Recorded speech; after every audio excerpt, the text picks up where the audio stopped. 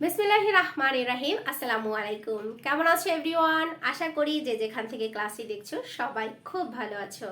তো প্রতিবারের মতো আজকেও তোমাদের জন্য একটি ক্লাস নিয়ে এসেছি। আজকে ক্লাসটিতে থাকবে ক যোগে যুক্তাক্ষরে শব্দ গঠন করব আমরা।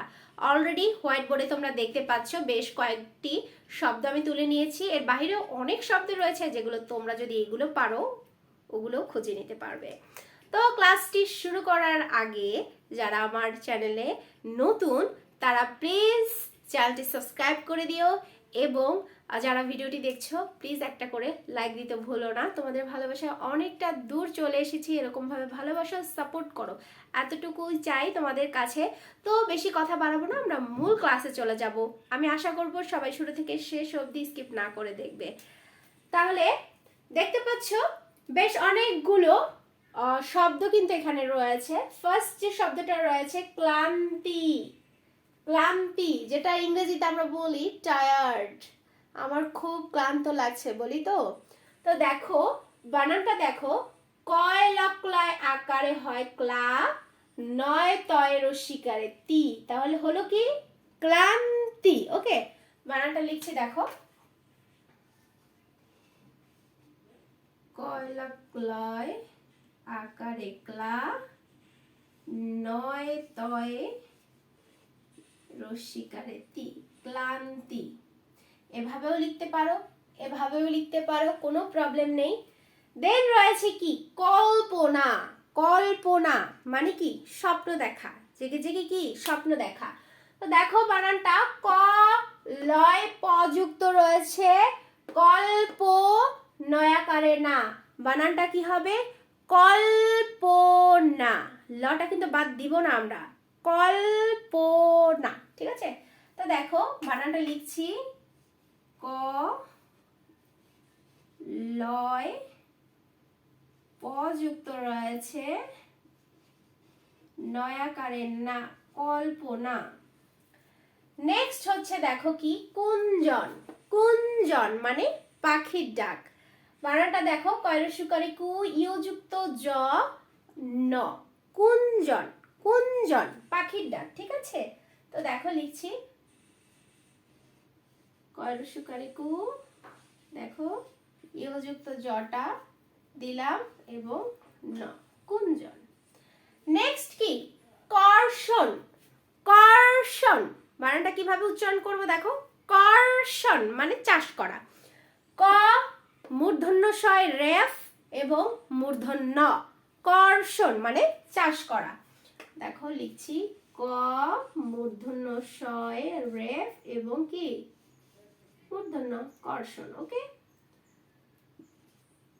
ওকে, নেক্সট শব্দে চলে যাচ্ছি কুৎসিত, কুৎসিত বানানটা কিভাবে করব, কুৎসিত কয়রসুকারি কু খণ্ড ত, কুৎ শয়রসিকারি শি ত, কুৎসিত। মনে রাখবে কুৎসিতে কিন্তু কি স দন্ত স।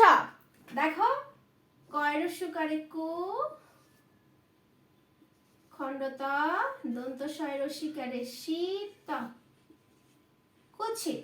ওকে, নেক্সট হচ্ছে কি কঙ্কাল, কঙ্কাল নামটা শুনতে একটু কেমন লাগে না?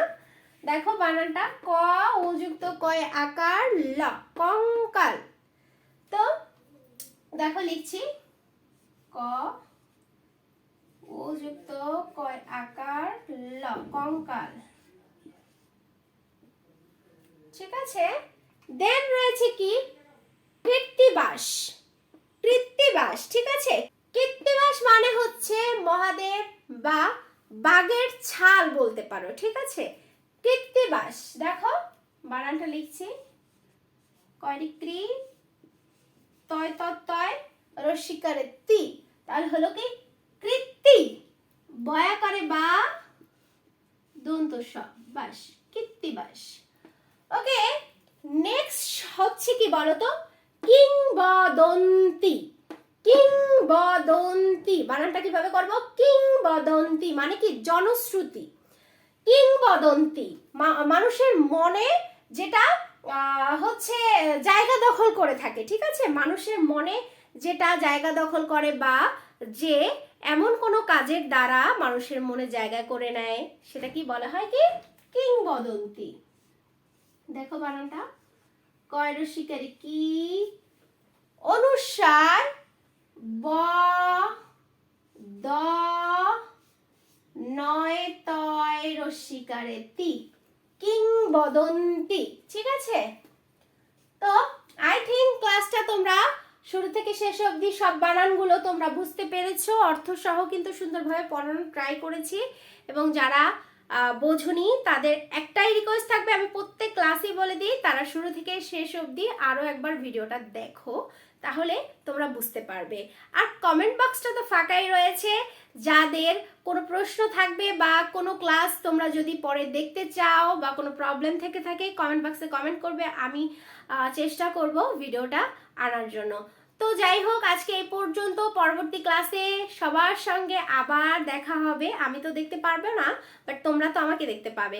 তো যাই হোক, আজকে এই পর্যন্ত, সবাই ভালো থেকো, সুস্থ থেকো, আল্লাহ হাফেজ।